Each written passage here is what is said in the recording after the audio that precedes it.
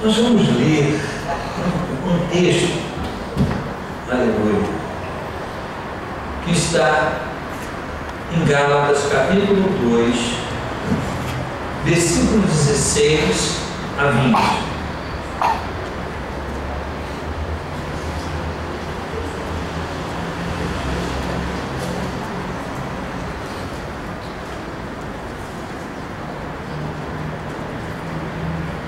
Vocês estão ouvindo bem? Amém. Gálatas capítulo 2, versos 16. Meus amados irmãos, todo mundo aqui conhece a história de Jesus. Nós não estamos num lugar onde as pessoas não conheçam a história do Salvador Jesus. Nós estamos preparando para o Natal agora. Você não pode faltar, nem deixar de estar e convidar todos para o nosso culto de Natal.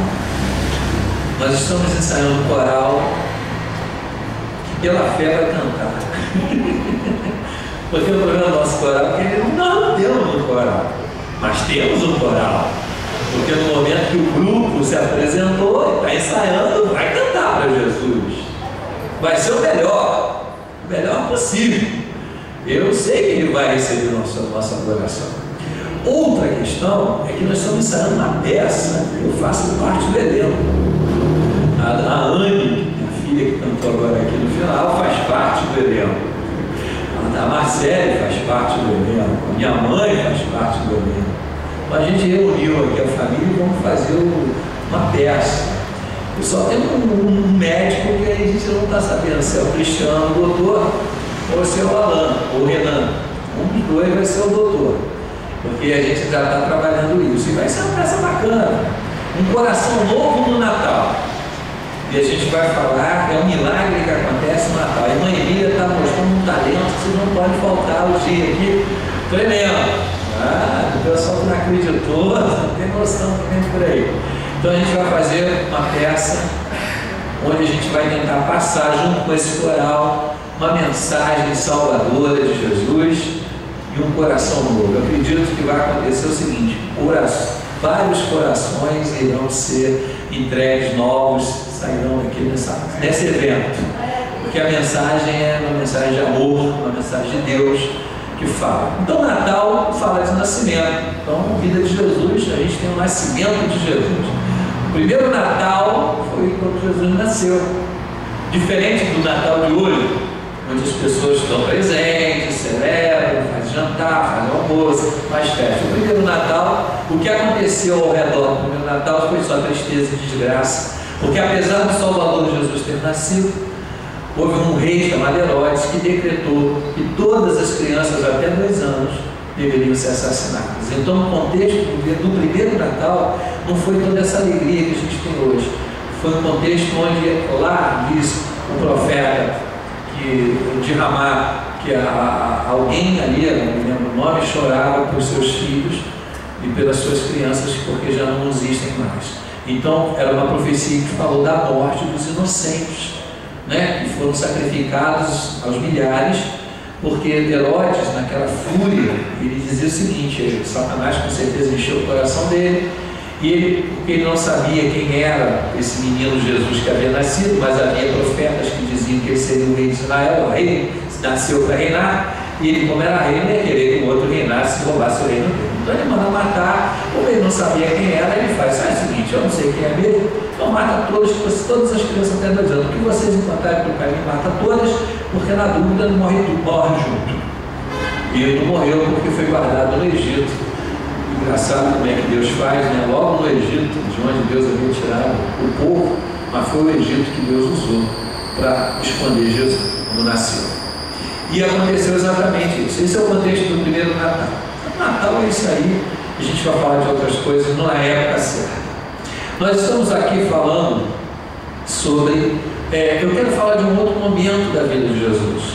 Porque Jesus nasceu, viveu e teve uma vida pública. A vida pública de Jesus tornou-se pública mesmo quando ele estava com 30 anos. Temos na Bíblia alguns momentos ali, no 12, ele foi ao templo orar. e ensinou aos doutores da lei acerca das Escrituras. E todos se admiravam como um menino de 12 anos conseguia falar com tanta sabedoria. Esse é o momento isolado da história.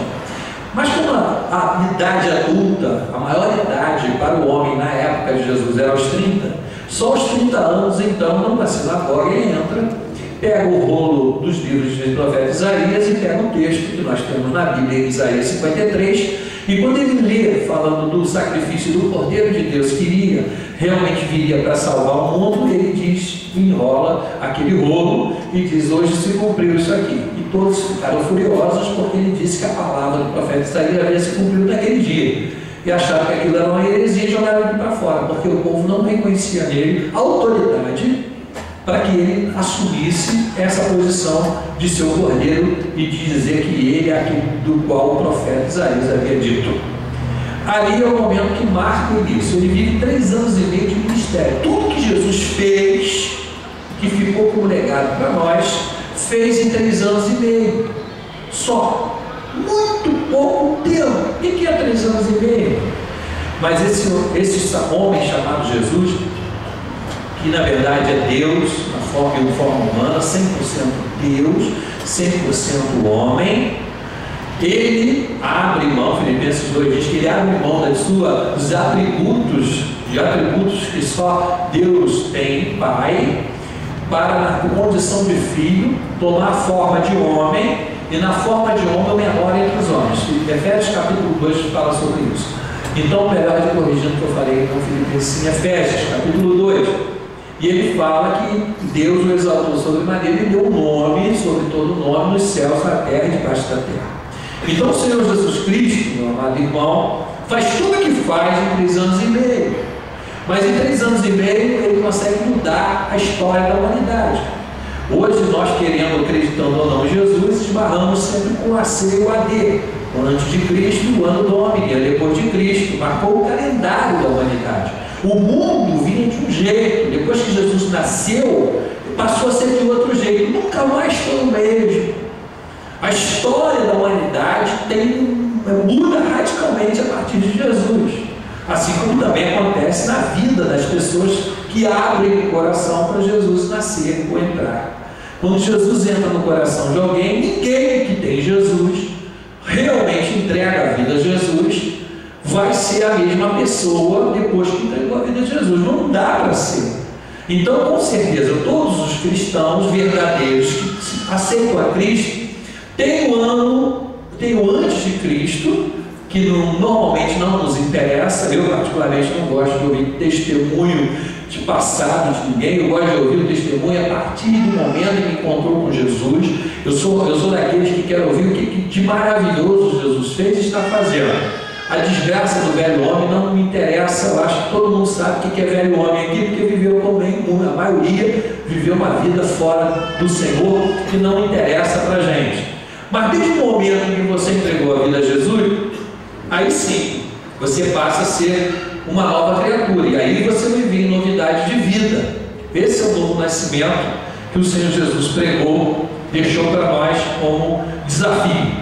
Observa que não é apenas se converter, porque conversão, na verdade, é como seria um caminho e se converteu para um outro caminho. Muita gente andava no seu próprio caminho, passou a andar agora, entrou para uma igreja, frequenta uma reunião como essa, entregou a vida a Jesus e está vivendo convertido. Mas é mais do que isso que Jesus quer da gente. A Bíblia diz que para entrar no reino de Deus, o homem tem que morrer e nascer de novo. Tem que haver um novo nascimento, que é muito mais do que frequentar uma igreja, muito mais do que levantar a mão, cantar corinho, fazer parte de um grupo, dar dízimo, muito mais do que isso. O novo nascimento é quando você realmente agora, a velha natureza morre para dar lugar a nova. Você vai viver em novidade de vida, ser agora realmente um cristão. Esse é o desafio de todos nós que estamos aqui e de todos que entregam a vida a Jesus. Então, tudo que Jesus fez em 3 anos e meio. Ele assumiu, ele disse, ele pregou e foi ouvido, porque a maior idade permitia que ele então falasse nas sinagogas e fosse, muitas vezes, ao templo também, levando e reunindo os seus discípulos, pregando a palavra. Então, esse é o desafio que nós vemos aqui durante o ministério e vida de Jesus. Mas tudo isso, eu vou me deter hoje só um ponto da morte. Que nós, na semana passada, fizemos aqui, celebramos a ceia, e vocês sabem que a Santa Ceia, ela estava inspirada naquele ensinamento que Jesus fez quando ele estava já para ser morto. Era costume dos judeus se reunir para cear, era costume dos judeus se preparar o cenáculo e cear na época da Páscoa. A Páscoa era uma celebração dos judeus, só que aquela ceia foi diferente, era uma ceia especial, porque aquela chamada última ceia, o Senhor Jesus ali sentado à mesa com seus 12, ele estava ali ensinando e falando, usando os elementos e aquele cerimonial que acontecia desde a época da saída do povo hebreu do Egito, quando se celebrou a primeira Páscoa, ainda lá no Egito. Ele vai mostrando o significado do que seria a morte dele na cruz. Ele estaria entregando seu corpo e ele estaria derramando seu sangue na cruz, seria crucificado para a salvação de todos aqueles que crescem. Por isso que na ceia ele pega o pão, dá graças e diz: esse é meu corpo que será partido por vocês. Logo depois também, como diz 1 Coríntios capítulo 11, versos 23 em diante, ele pega o cálice, agradece e diz: esse é o cálice do Novo Testamento, de uma nova aliança no meu sangue. E ele diz: todos vocês, a partir de agora, quando comerem do pão e beberem do cálice, vocês estão anunciando a minha morte até que eu volte, e um dia cearei novamente com todos vocês. É assim que acontece a celebração da última ceia. Meus amados irmãos, tudo se cumpre logo depois. Jesus é preso, Jesus é levado à cruz, e lá na cruz então ele morre. Quando a gente vai para o cenário da cruz, a gente não quer falar muito sobre isso, mas quando ele vai para a cruz, se você prestar atenção, existem algumas palavras, algumas frases que são ditas naquele momento em que ele está ali morrendo. Da cruz, lembra que ele foi crucificado entre dois ladrões. Vocês lembram que um de cada lado, né? Não tinha ladrão bom. Tem gente que fala ladrão bom ou ladrão mau. Todo ladrão é ruim, certo? Todo ladrão é ladrão. Todos são ladrão. Agora, o que acontece ali é que um reconhece que está ali porque merece estar ali, que ele só fez bobagem, roubou e estava morrendo. O outro, apesar de estar morrendo numa cruz por ser ladrão, ainda amaldiçoa a Deus e ainda zomba de Jesus. Enquanto um chega para Jesus e diz assim: quando você entrar no meu reino, lembra-te de mim. Ou seja, eu sou ladrão, eu reconheço que eu fiz coisa errada, eu mereço estar aqui. Ah, você é justo, a tua palavra é justa. E aquele ladrão ainda, para Jesus, se arrepende e pede perdão ao Senhor Jesus. E Jesus diz para ele: hoje mesmo estarás comigo no paraíso. Olhou para o outro lado e o outro escarnecia, e o outro não se arrepende. Essa é a diferença entre os dois. Olha bem, na cruz o Senhor tem forças para salvar uma alma que se arrepende, uma alma perdida. Logo depois, Jesus continua. Tem um momento que ele olha para as pessoas que estão ali diante da cruz, maltratando. Alguns estavam disputando até a túnica, a capa que lhes cobria o nudez de Jesus. E eles estavam disputando ali com dinheiro quem ia ficar os soldados.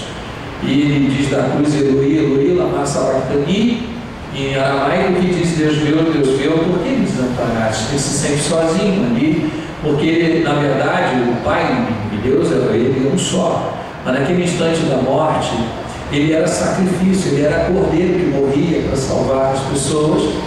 E aquilo que separa o homem de Deus, o que é, igreja?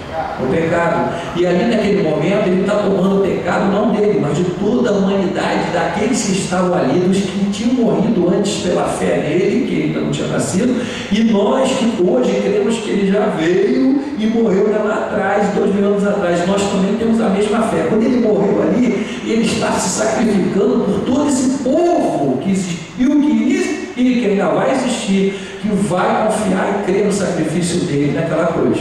Então, ele ali está morrendo. Naquele momento há uma separação, ele se sente sozinho porque não há comunhão com o Pai.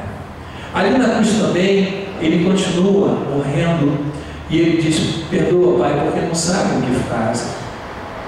Se soubessem, não estavam fazendo o que estão fazendo. Na cruz também, nas suas últimas palavras, ele já diz: está consumado. Fiz tudo o que tinha que fazer para dar salvação a todo aquele que crê.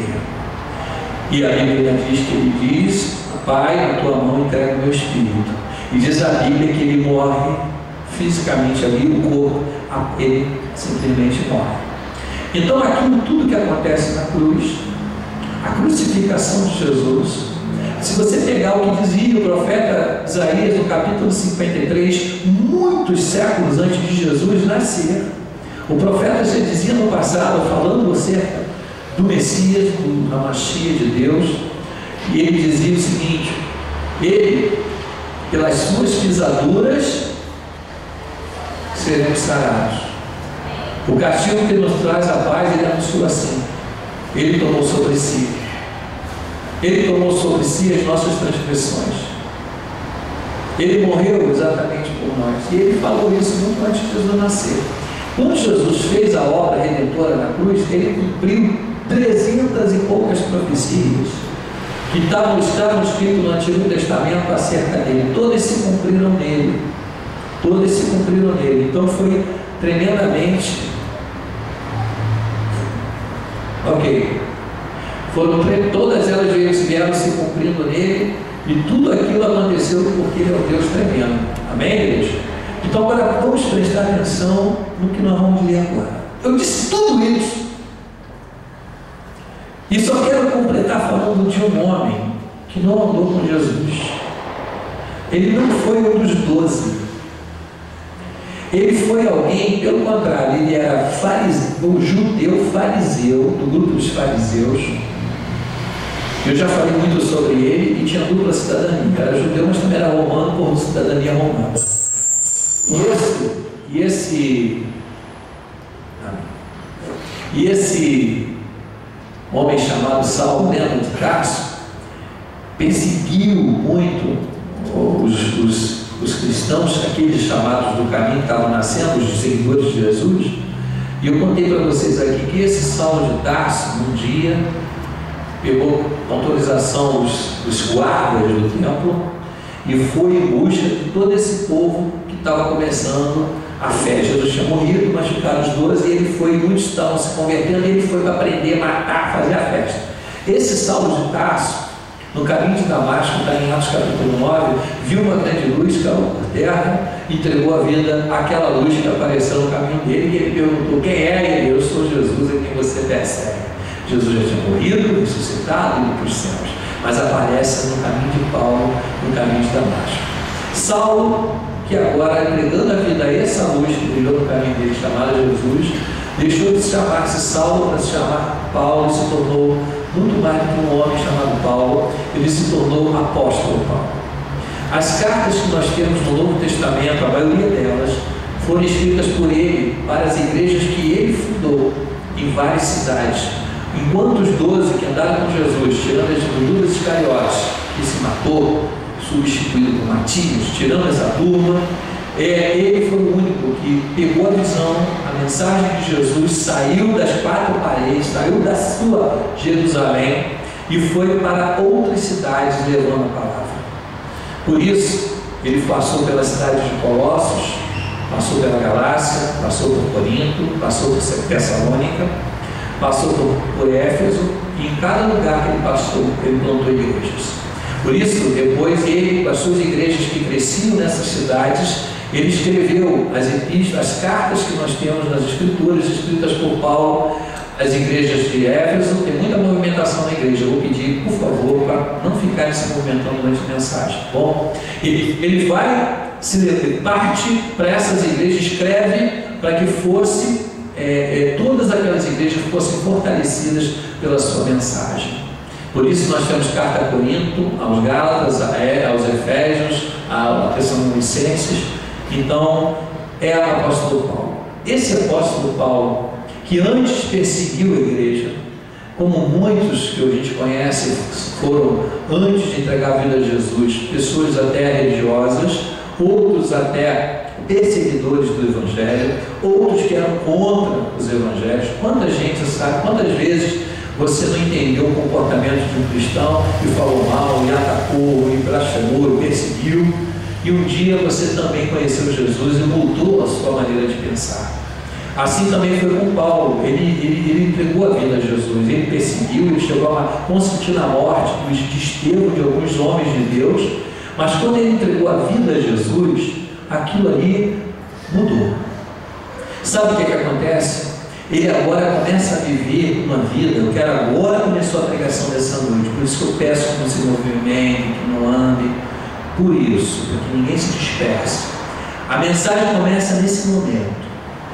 O apóstolo Paulo, que se tornou apóstolo, ele começou a pegar a vida dele, pegou a vida dele e fez o seguinte: entregou a Jesus.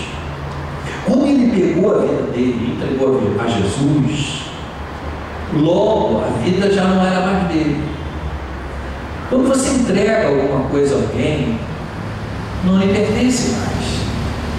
Vocês estão entendendo onde eu quero chegar? Ele entregou a vida a Jesus e disse: Senhor Jesus, agora a minha vida te pertence. Muita gente vem à igreja, se batiza, morre simbolicamente naquelas águas ali, como vai acontecer no dia 4 aqui, domingo dia 4. Muita gente entrega a vida a Jesus, mas não toda, entrega uma área da vida, faz apenas uma decisão simbólica, mas não de verdade. O que a gente quer dizer para vocês é que a nossa vida tem que ser entregue a Deus, totalmente. Você tem que entregar a sua vida a Jesus de todo o teu coração e dizer para o Senhor: Senhor, agora não sou mais eu que dirijo a minha vida, mas é teu Espírito Santo. Eu quero viver em novidade de vida. Eu quero que o Evangelho seja verdade, não de aparência. Eu não quero ser religioso, porque religioso eu já fui. Eu não quero ser mais alguém que quer contado com aqueles que frequentam a igreja. Eu quero ser cristão de verdade, entregar a vida a Jesus. E Paulo fez isso. O apóstolo Paulo, ele entregou a vida a Jesus, pegou as escrituras e começou a comer. Ele começou a se alimentar da palavra, ele começou a moldar a vida dele, a pedir ao Espírito Santo que enchesse, e foi enchendo. E Paulo foi ficando cheio do Espírito Santo, teve seus olhos abertos espirituais, teve sua visão espiritual aberta, teve seus ouvidos espirituais abertos.